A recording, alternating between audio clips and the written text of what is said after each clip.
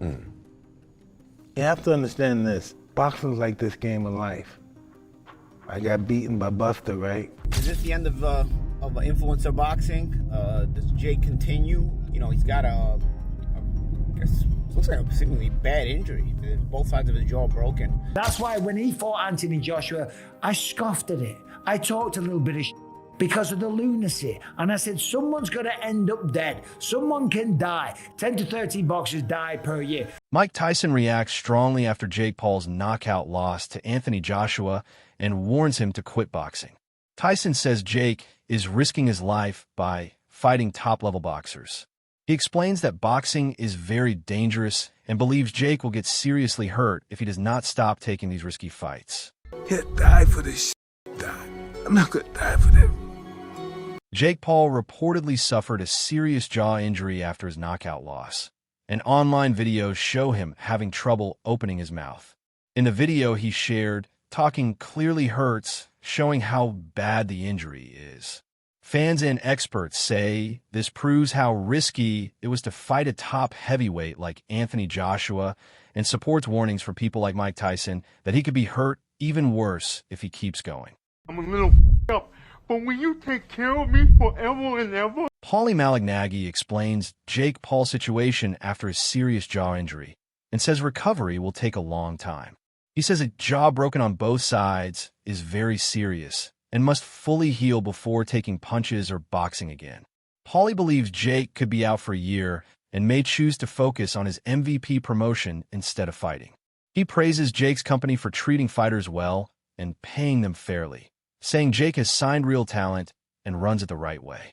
Of Jake's injury, you have this issue now where he's got to recover, and honestly, coming from broken two sides of broken jaw is even worse, because you got to test it out. It's, you know, you're not just chewing food or talking. You know, your jaw has to heal enough to take impact, to spar, to you know, be able to actually box and not just everyday life's usage of your jaw, like I said, to just chew and talk. But so I don't know. That's why I was thinking, like, is this going to be the end of Jake, or because even if he comes back as a boxer, it'll probably could take a year, to be honest. You know, does he focus on his promotional company? I was thinking, you know, the promotional company is probably one thing that I could always ride with. I never had criticism for it. Jake's promotional company, MVP. I think he's doing a lot of good things with his fighters, taking care of them, which is personally what I like. If fighters earn their money, and they should be compensated for it the right way, and a lot of promoters don't do that. But Jake has signed a lot of good fighters and compensates them very well, giving them opportunities and so on. So especially the women, but not just the women. A buddy of mine, Lucas Body's also signed with MVP. He's done well over there. So, you know, he's I do like the promotional company. Will this maybe give Jake a chance to sort of double down on the promotional company, being that he's not going to be fighting, and put more effort, even more effort into the promotional company, and I don't know, just you know, make this MVP platform an even bigger deal. You know, I don't know. I don't know what you guys think, but Michael Bisping talks about how dangerous combat sports really are and says boxing is not a game. He notes that 10 to 13 pro boxers die each year from ring injuries, showing the real risks. Bisping criticizes Jake Paul for fighting far above his weight just for money, creating risky mismatches. He warns that boxing needs proper training, preparation, and respect, or the results can be very serious. Boxing is not a game. Fighting is not something you pick up and mess around with, right? If you're a fighter, if you're a boxer, if you're a mixed martial artist, right, you have to take this seriously and you have to respect the game. That's why when he fought Anthony Joshua, I scoffed at it. I talked a little bit of because of the lunacy. And I said, someone's going to end up dead. Someone can die. 10 to 13 boxers die per year. It is not a game. Now, of course, the man wants to make money and he wants to box people and he wants to entertain his fans and thrill audiences. And that's great. And God bless him. Fair play to him. The man is very, very successful. I've never talked about that. I've only talked about a 58-year-old Mike Tyson or fighting retired, semi-retired UFC legends and then talking about them, right? All I've ever said is box someone your own age and size. And then this thing with Anthony Joshua, I was like, this is crazy. Now let's talk about the actual fight for a second. It happened in the 6th round, and it happened in a 22-foot ring. A typical ring is 20 foot. This one was 22 foot because he wanted a bigger room to operate, a bigger space, a bigger ring, somewhere to run away and be on his bike and stay away from Anthony Joshua. Now, I don't blame the guy. I'd have done the same thing, right? Because Anthony Joshua is gigantic and has the kind of power that could potentially do that to you, right? Maybe it's real, maybe it's AI, right? Either way, his face is going to be swollen today. That's a fact, right?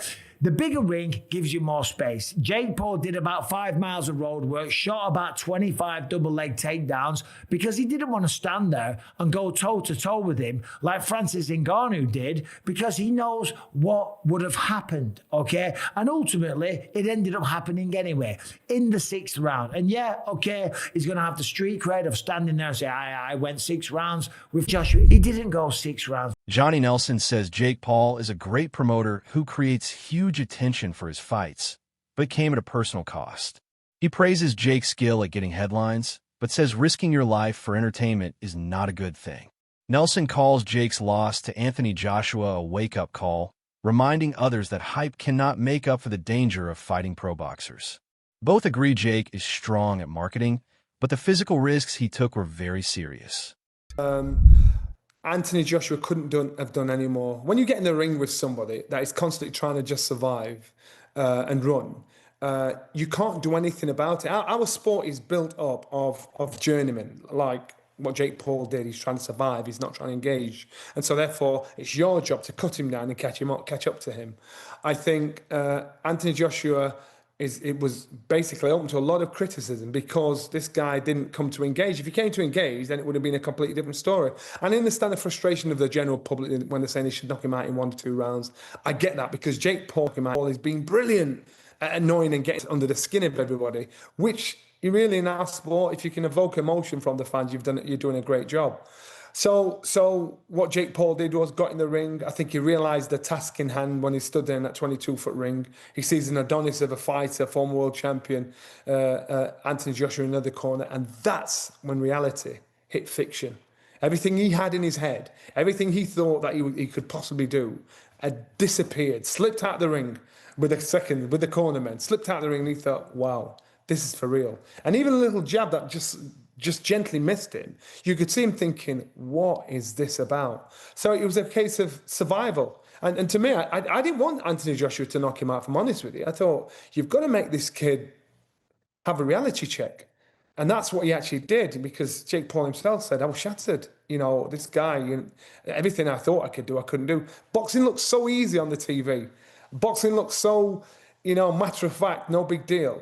Until you get punched. And then reality kicks in. And Jake Paul, he has done a brilliant job of promoting himself, promoting this fight, promoting the evoking human emotion. And I think he'll be a great promoter down the line because, on the undercard, you had Caroline de Barbox on the undercard. You had all these amazing fighters on the undercard, all the girls getting the chance to shine. Analysts say Jake Paul's broken jaw is a very serious injury that could affect his career. Both sides of his jaw are hurt, and it needs a long time to heal before he can spar, take punches, or fight again. Experts explain this injury is not just about eating or talking, but about handling hits in the ring. Recovery may take many months, and coming back too soon could cause lasting damage. They also warn that fighting top opponents again could seriously harm his health and future in boxing. The most people can tell me is, oh, but Jake Paul made a lot of money. Who cares? Money is a tool. Money is good. If you can get it, get it. Hustle. But here's the thing. If someone offered you $100 million, but then if you took the $100 million, you have to pass away, they're going to take your life in 2 weeks. I mean, would you take that? So you get a lot of money and then you only have 2 weeks with the money. Like that, to me, that's stupid. So money is cool, but there's billionaires and millionaires that have lost their life. I'm sure they had terminal illnesses or whatnot. I'm sure they would give up a lot or of their wealth or large portions of their wealth for their health. That's why people say health is wealth. So I'm not impressed by money. And it's so funny that you have these MAGA influencers that just lost back-to-back, Jake Paul and Andrew Tate, and their fan bases who pitched this far right and pitched this like red pill philosophies, alpha male philosophies, and like having affirmations and daily tenets and goal setting and being a real man and the difference between man and woman, all these things that these bases have been preaching, right? Dan Raphael says Jake Paul's early fight plan was very risky, comparing it to running into a jet plane propeller. He explains that there is a big difference between smart defense and simply running away, which Jake did for the first 4 rounds. While this helped him stay standing for a while, it looked more like trying to survive than to fight. Raphael says the knockout was expected and impressive, but it took longer than it should have. I guess it didn't shock me, but it kind of disappointed me. Whereas I didn't expect Jake Paul to go in there and just recklessly go forward and try to mix it up with Anthony Joshua. That would be like immediate suicide. That would be like running into a jet plane propeller on purpose. But there's a fine line between being defensive minded and using your ability to move and your speed and things like that, than like literally fleeing and just running around the ring like you're in a cartoon. And that's what he basically resorted to for the first 4 rounds. I mean, I guess it was effective because he stayed upright, other than when he was flopping down on the canvas. But no, nothing really surprised me. Jake got the knockout that everybody expected, and it was a pretty impressive knockout when he finally got it. It just took him longer than it probably should have to get there. Why do you think it took him so long? It seemed at times that he wasn't throwing his right hand as much. Was it just the fact, like you said, Jake was on the back foot, it was difficult to pin him down, or do you think Joshua should have and could have finished this way earlier?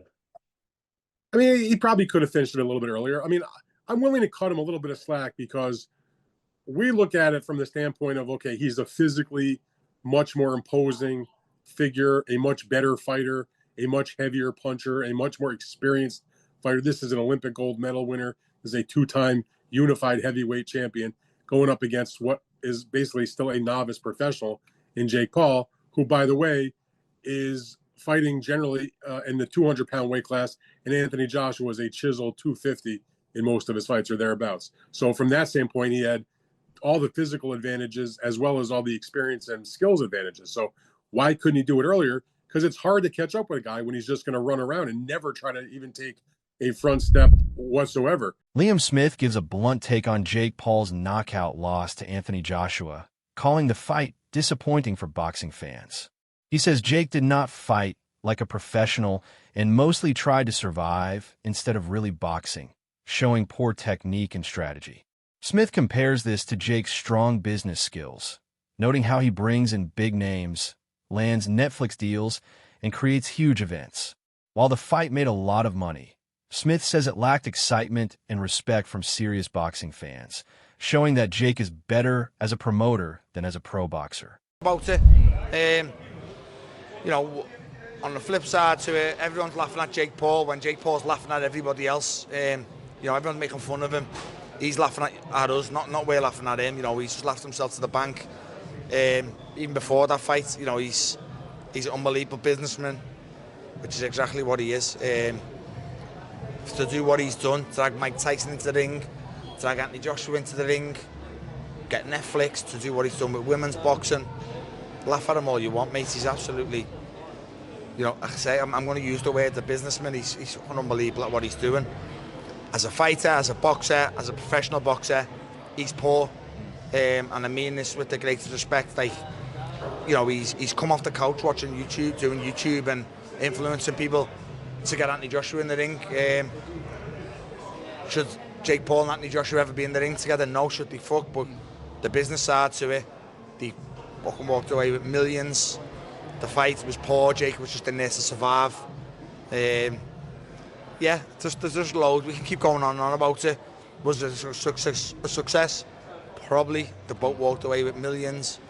But for Jake to get Joshua in the ring there, you can say all you want, but I think personally, if that fight fell on Tyson Fury's lap first, he would have took it. You know, which heavyweight's going to say, yeah, it is? Just let's say, an example, 50 million to fight Jake Paul. You know, they're going to say no. I don't think one heavyweight in world boxing would have said no, barring Alexander Usyk. No, definitely as well. Final one on this as well. Do you side with the fact that kind of the first meaningful shot that Joshua threw, the fight was over? Yeah, the first clean shot on the chin, yeah. Jake Paul is reported to have suffered a possible career-ending injury, with analysts saying his performance felt more like a stunt than real boxing. They say he faced Anthony Joshua not as a serious boxer, but like a stuntman copying boxing. In the early rounds, Jake kept running, dropping to his knees, and grabbing Joshua to survive, doing this many times. Even though he lasted 6 rounds, critics say his actions were unsafe and unprofessional, putting his health at risk. Experts warn that fighting elite boxers this way could lead to very serious injuries and shows why boxing must be treated with care and respect. He does not. No more than I would have given him respect before for the other things that he's done, for the just that he would have for me for being just a normal human being. Because as I said in other videos about the fight between Jake Paul and Anthony Joshua, I don't think that Jake Paul came in there as a boxer. I think Jake Paul came in there as a stunt man, and he was impersonating a boxer. He ran around the ring away from Anthony Joshua. Anytime Anthony Joshua tried in the beginning rounds, started engaging a little bit, Jake Paul ran up to him, jumped down on his knees, grabbed down on his leg. Might have been, I don't know, 10, 11 times in the course of the 6 rounds that he wound up on his knees. Angelo and Josh break down the Jake Paul versus Anthony Joshua fight and question if this could be the end of Jake's boxing run. They note that he fought Mike Tyson last year, but this fight went much worse. Jake broke his jaw in 2 places and is now on a liquid diet, even though he still made $92 million. They debate whether this loss hurts his future or if fans will still watch him fight less experienced opponents. They praised Joshua's perfect performance, saying he took no risks and stayed fully in control. In the end, the talk shifts from entertainment to consequences. The broken jaw, the warnings from legends, and the concern from experts all send the same message. Boxing is not a game, and fighting elite opponents can cause real damage. While Jake is a great promoter and marketer, this loss proves that success outside the ring cannot protect you inside it. Whether this is the end of his boxing career or just a forced break, the boxing world is clear. Continuing like this brings dangers that money and fame cannot fix. We had the Mike Tyson fight. This year, we had the Anthony Joshua fight, but things went very, very differently for Jake Paul. His jaw is broken in 2 different places. He is on an all-liquid diet, and things didn't go quite as well for him as he thought they would, but he did make $92 million. The question becomes, is this the end of the Jake Paul era? Did watching him get beat that badly ruin future fights, or is this exactly what was supposed to happen, and there will still be interest if Jake Paul fights a random 45-year-old that never boxed in his life? That's all for today's video. Stay tuned for the next one.